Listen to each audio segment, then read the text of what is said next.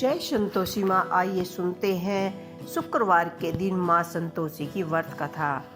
शुक्रवार के दिन माँ संतोषी का व्रत पूजन किया जाता है। इस पूजा के दौरान माता की आरती पूजन तथा अंत में माता की कथा भी सुनी जाती है। आइए जानते हैं शुक्रवार के दिन माँ संतोषी की व्रत कथा। एक बुढ़िया थी, उसके 7 बेटे थे। 6 कमाने वाले थे जबकि एक निकम्मा था। बुढ़िया 6 बेटों की रसोई बनाती, भोजन कराती और उनसे जो भी कुछ झूठन बचती वह 7वें को दे देती। एक दिन वह पत्नी से बोला, देखो मेरी माँ को मुझ पर कितना प्रेम है। वह बोली, क्यों नहीं, सबका झूठा जो तुम्हें खिलाती है। वह बोला, ऐसा नहीं हो सकता, मैं जब तक आंखों से न देख लूं मैं मान नहीं सकता। बहू हंसकर बोली, देख लो तभी मानोगे। कुछ दिनों बाद त्योहार आया। घर में 7 प्रकार के भोजन और चूरमे के लड्डू बने। वह जांचने को सिर दुखने का बहाना कर पतला वस्त्र सिर पर ओढ़कर रसोई पर घर में ही सो गया। वह कपड़े में से सब कुछ देख रहा था। 6 भाई भोजन करने आए। उन्होंने देखा कि माँ ने उनके लिए सुंदर आसन बिछाया, नाना प्रकार की रसोई परोसी और आग्रह करके उन्हें जिमाया। वह देखता रहा। 6 भाई भोजन करके उठे तब माँ ने उनकी झूठन थालियों में से लड्डुओं के टुकड़े उठाकर एक लड्डू बनाया और झूठन साफ कर बुढ़िया माँ ने उसे पुकारा, बेटा 6 भाइयों ने भोजन कर लिया, अब तू ही बाकी बचा है, उठ तू कब खाएगा। वह कहने लगा, माँ मुझे भोजन नहीं करना, मैं परदेश जा रहा हूँ। माँ ने कहा, कल जाता आज चला जा। वह बोला, हाँ माँ आज ही जा रहा हूँ। यह कहकर वह घर से निकल गया। 7वें बेटे का परदेश जाना चलते समय पत्नी की याद आ गई। वह गौशाला में कंडे उपले थेप रही थी। वहां जाकर बोला, हम जावे परदेश, आवेंगे कब कुछ काल, तुहे रखियो संतोषी से धर्म आपका पाल। वह बोला, जाओ पिया आनंद से रहो, हमारी सोच हटाए, राम भरोसे हम रहें, ईश्वर तुम्हें सहाय। 2 निराशी आप दें धरु में धीर, 2 निराशनी आप देखे धरु में धीर। सुधीमती हारी बरिशियो रखियो मन गंभीर। वह बोली कि मेरे पास तो कुछ नहीं, यह अंगूठी है, सो ले और अपने कुछ निशानी मुझे दे। वह बोली, मेरे पास क्या है, यह गोबर का भरा हाथ है। यह कहकर उसकी पीठ पर गोबर के हाथ की थाप मार दी। वह चला गया। चलते चलते दूर परदेश जा पहुंचा। परदेश में नौकरी, वहां एक साहूकार की दुकान थी। वहां जाकर कहने लगा, भाई मुझे नौकरी पर रख लो। साहूकार को जरूरत थी, बोला रह जा। लड़के ने पूछा, तनख्वाह क्या दोगे। साहूकार ने कहा, काम देखेंगे तभी दाम मिलेगा। साहूकार की नौकरी मिली। वह सुबह 7 बजे से रात के 10 बजे तक नौकरी बजाने लगा। कुछ दिनों में दुकानदार का सारा लेन देन, हिसाब किताब, ग्राहकों को माल बेचना, सारा काम करने लगा। साहूकार के 7-8 नौकर थे। वे सब चक्कर खाने लगे। यह तो बहुत ही होशियार बन गया है। सेठ ने भी काम देकर उसे 3 महीने में ही उसे आधे मुनाफे का हिस्सेदार बना दिया। वह कुछ वर्ष में ही नामी सेठ बन गया और मालिक सारा कारोबार उस पर छोड़कर चला गया। पति की अनुपस्थिति में सास का अत्याचार, इधर उसकी पत्नी को सास ससुर दुख देने लगे। सारी गृहस्थी का काम उससे कराते, लकड़ी लेने जंगल में भेजते। इसी बीच घर के आटे से जो भूसी निकलती उसकी रोटी बनाकर उसको दे देते और फूटे नारियल की नरेली में पानी। एवं एक दिन वह लकड़ी लेने जा रही थी। रास्ते में बहुत सी स्त्रियां संतोषी माता का व्रत करती दिखाई दी। संतोषी माता का व्रत देखकर वह वहां खड़ी होकर कथा सुनने लगी और पूछा, बहनों, तुम किस देवी का व्रत कर रही हो और उसके करने से क्या फल मिलता है? यदि तुम इस व्रत का विधान मुझे समझाकर कहोगी तो मैं तुम्हारा बड़ा ही एहसान मानूंगी। तब उसने उनमें से एक स्त्री बोली कि सुनो, यह संतोषी माता का व्रत है। इसके करने से निर्धनता, दरिद्रता का नाश होता है और जो कुछ मन में कामना हो सब संतोषी माँ की कृपा से पूरी हो जाती है। तब उसने उनसे व्रत की विधि पूछी।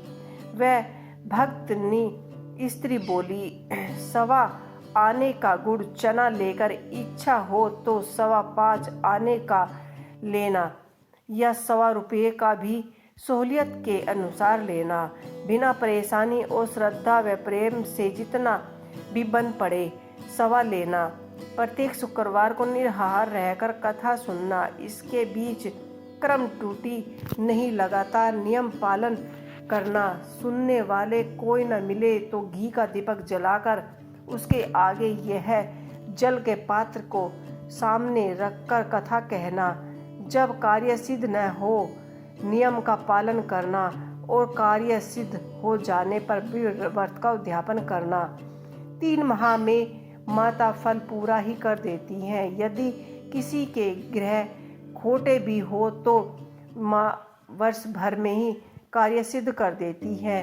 फल सिद्धि होने पर उद्यापन करना चाहिए, बीच नहीं में उद्यापन में 28 सेर आटे का खाजा तथा इसकी परिमाण से खीर तथा चने का साग करना। 8 लड़कों को भोजन कराना। जहाँ तक मिले देवर जेठानी भाई बुआ के ही होने चाहिए। रिश्तेदारियों और पास पड़ोस को बुलाना। उन्हें भोजन करा यथावत शक्ति दक्षिणा दे। माता का नियम पूरा करना। उस दिन घर में खटाई न खाना। यह सुन बुढ़िया के लड़के की बहू चल दी। व्रत का प्रण करने और माँ संतोषी का व्रत और दर्शन देना। रास्ते में लकड़ी के बोझे को बेच दिया और उसके पैसे से गुड़ चना ले माता के व्रत की तैयारी कर आगे चली और सामने माता का मंदिर देखकर पूछने लगी, यह किसका मंदिर है? सब कहने लगे, संतोषी माँ का मंदिर है। यह सुनकर माता के मंदिर में जाकर चरणों में लेट गई। दीन हो विनती करने लगी, माँ मैं निपट अज्ञानी हूँ, व्रत के कुछ नियम नहीं जानती, मैं दुखी हूँ। हे माँ जगत जननी, मेरे दुख दूर कर, मैं तेरी शरण में आई हूँ। माता को दया आई। एक शुक्रवार ही बीता था कि दूसरे को उसके पति का पत्र आ गया और तीसरे शुक्रवार को उसका भेजा हुआ पैसा आ पहुँचा। यह देख जेठ जेठानी मुंह सिकोड़ने लगे। लड़के ताने देने लगे। काकी के पास पत्र आने लगे, रुपये आने लगे। अब तो काकी की खातिर बढ़ेगी। बेचारी सरलता से कहती, भैया कागज आवे रुपया आवे, हम सब के लिए अच्छा है। ऐसा कहकर आंखों में आंसू भरकर संतोषी माता के मंदिर में मातेश्वरी के चरणों में गिरकर रोने लगी। माँ मैंने तुमसे पैसा कब मांगा है? मुझे पैसे से क्या काम है? मुझे तो अपने सुहाग से काम है। मैं तो अपने स्वामी के दर्शन मांगती हूँ। तब माता प्रसन्न होकर कहने लगी कि जा बेटी, तेरा स्वामी आएगा। यह सुनकर खुशी से बावली होकर घर जा काम करने लगी। अब संतोषी माँ विचार करने लगी कि इस भोली पुत्री को मैंने कह तो दिया है कि तेरा पति आएगा, लेकिन कैसे? वह तो इसी स्वप्न में भी वो तो इसे स्वप्न में भी याद नहीं करता। उसे याद दिलाने को मुझे ही जाना पड़ेगा। इस तरह संतोषी माँ उसे बुढ़िया के बेटे के पास जा पहुंची। स्वप्न में प्रकट होकर कहने लगी, ये साहूकार के बेटे सो रहा है या जाग रहा है? वह कहने लगा, माता सोते भी नहीं जागते भी नहीं, कहो क्या आज्ञा है? माँ कहने लगी, तेरे घर बार कुछ है कि नहीं? वह बोला, मेरे पास सब कुछ है, माँ है, बाप है, बहू है, क्या कमी है? माँ बोली, भोले पुत्र, तेरी बहू घोर कष्ट उठा रही है, तेरे माँ बाप उसे परेशानी दे रहे हैं, वह तेरे लिए तरस रही है, तू उसकी सुधा ले। वह बोला, माता जी, यह तो मालूम है, परंतु जाऊं कैसे? परदेश की बात है, लेन देन का कोई हिसाब नहीं, जानने का रास्ता नहीं, कैसे चला जाऊं? माँ कहने लगी, मेरी बात मान, सवेरे नहा धो संतोषी माता का नाम ले, घी का दीपक जला, दंडवत कर दुकान पर जाकर बैठ। देखते ही देखते सारा लेन देन चुक जाएगा, जमा का माल बिक जाएगा, साझा होते होते धन का भारी ढेर लग जाएगा। अब बूढ़ी की बात मानकर वह नहा धोकर संतोषी माता को दंडवत घी का दीपक जलाकर दुकान पर जा बैठा। थोड़ी देर में रुपये लेने लगे, हिसाब लगने लगा। कोठे में भरे सारे सामान की खरीदारी नगद दाम देकर सौदा करने लगे। शाम तक धन का भारी ढेर लग गया। माँ ने माता का नाम लिया। चमत्कार देखकर प्रसन्न हो घर ले जाने के वास्ते गहना कपड़ा सामान खरीदने लगा। यह काम से निपट तुरंत घर को रवाना हुआ। उधर उसकी पत्नी जंगल में लकड़ी काटने जा रही थी। लौटते वक्त माता जी के मंदिर में विश्राम करती। वह तो उसके प्रतिदिन रुकने का जो स्थान ठहरा। धूल उड़ती देख वह माता से पूछती है, हे माता, यह धूल कैसे उड़ रही है? माता कहती, हे पुत्री, तेरा पति आ रहा है, अब तू ऐसे कर लकड़ियों के 3 बोझ बना ले, एक नदी के किनारे रख दे और दूसरा मेरे मंदिर पर और तीसरा अपने सिर पर। तेरे पति को लकड़ी का गट्ठर देख मोह भी पैदा होगा। वह यहाँ रुकेगा, नाश्ता पानी खाकर माँ से मिलने जाएगा। तब तू लकड़ी का बोझ उठाकर जाना और चौक में गट्ठर डालकर जोर से आवाज लगाना, लो सासू जी, लकड़ी का गट्ठर लो, भूसे की रोटी दो, नारियल के खोपड़े में पानी दो, आज मेहमान कोई आया है। माता जी से बहुत अच्छा कहकर वह प्रसन्न मन से लकड़ियों के 3 गट्ठर बनाए, एक नदी के किनारे पर है और एक माता जी के मंदिर में रखा है। इतने में ही मुसाफिर आ पहुंचा। सूखी लकड़ी देकर उसकी इच्छा उत्पन्न हुई कि हमें यहीं पर विश्राम करें और भोजन बनाकर खा पीकर गांव जाए। इसी तरह रुक कर भोजन बना विश्राम करके गांव को गया। सबसे प्रेम से मिला। उसकी उसी समय सिर पर लकड़ी का गट्ठर लिए वह उतावली सी आती है। लकड़ी का भारी बोझ आंगन में डालकर जोर से 3 आवाज लगाती है, लो सासू जी, लकड़ी का गट्ठर, लो भूसे की रोटी दो, आज मेहमान कौन आया है।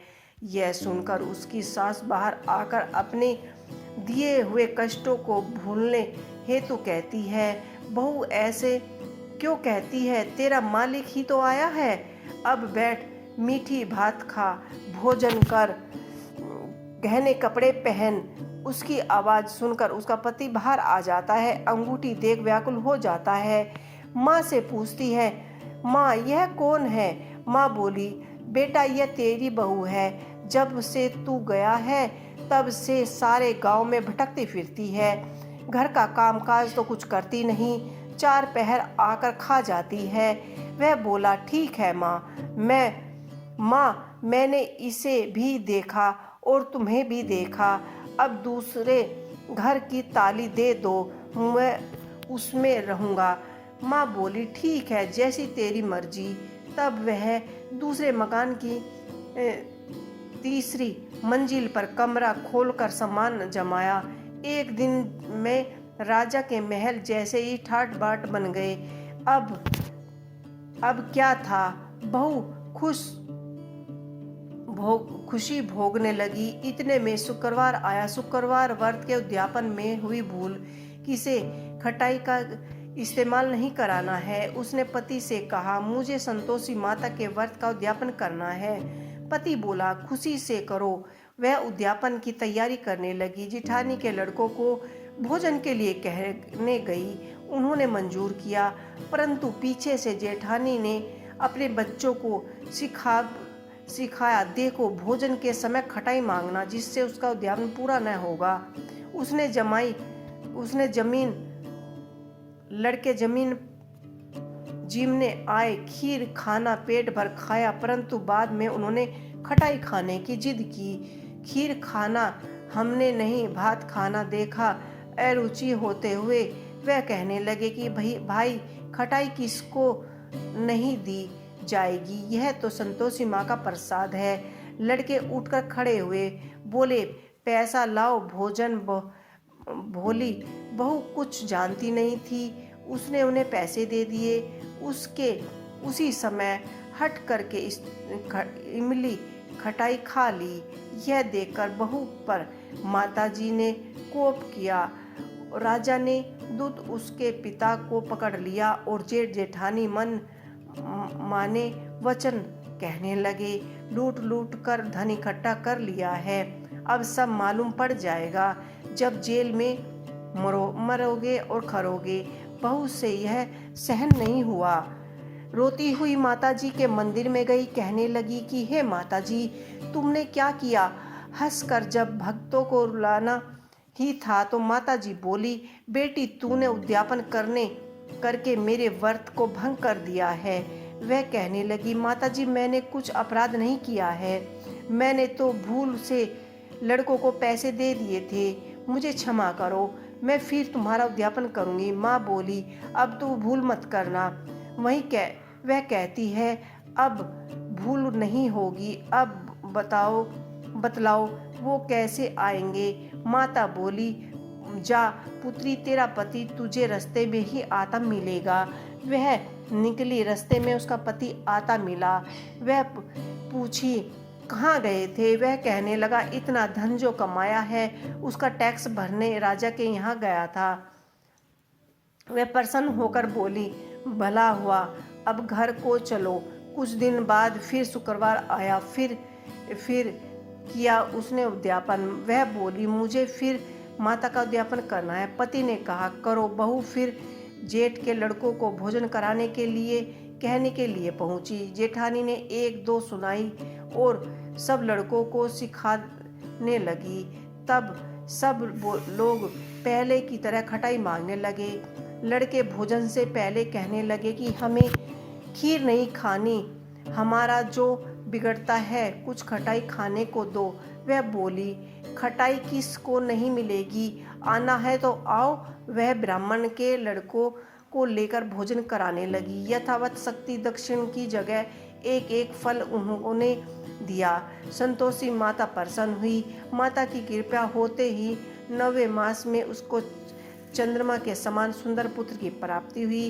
पुत्र को पाकर प्रतिदिन माता जी के मंदिर को जाने लगी। माँ ने सोचा, यह तो रोज आती है, आज क्यों नहीं आई, घर चलकर देखती हूँ। माता ने भयानक रूप बनाया और गुड़ चने से सना मुख, ऊपर सूंड के समान होठ, उस पर मक्खियाँ भिन भिन कर रही थी। देहली पर पैर रखते ही उसकी सास चिल्लाई, देखो रे, कोई चुड़ैल डायन चली आ रही है, लड़कों इसे भगाओ, नहीं तो किसी को खा जाएगी।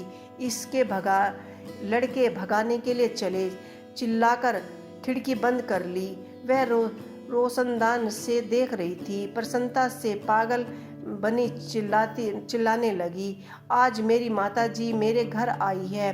वह बच्चे को दूध पिलाने से हटती है, इतने में ही सास का क्रोध फट जाता है। वह बोली, क्यों उताली हुई बच्चे को पटक दिया। इतने में माँ के प्रताप से लड़के नजर आने लगे।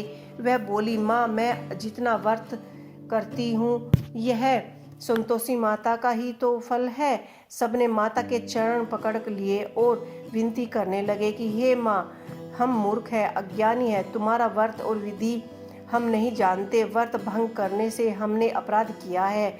जग माता आप हमारा अपराध क्षमा करे। इसी प्रकार माता प्रसन्न हुई।